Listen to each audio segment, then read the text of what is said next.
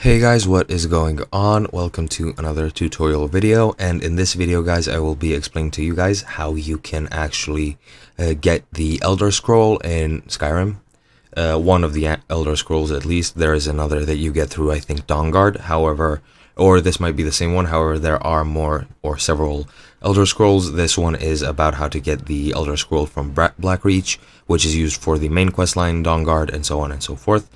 You need to go to any of the caves. Also, it's also in the quest discerning the transmundane for Septimius Severus, or whatever his name is. Actually, no, not Septimius Severus. I don't know what his name is, but he's the recluse near Winterhold. But yeah, once you will get the blank lexicon from him, and what you want to do is go to Blackreach and find the Tower of Mzark.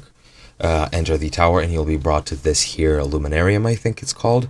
And once you put the lexicon on this here pedestal, this puzzle will open.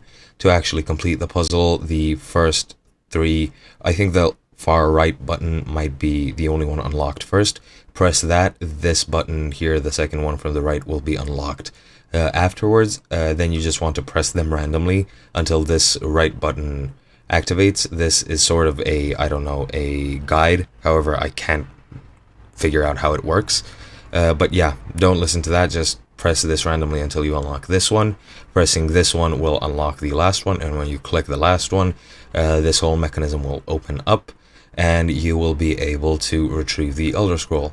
Retrieve your lexicon for further use, especially for the discerning the transmundane quest, and that is pretty much it. I hope you guys enjoyed, and I'll be seeing you in another video.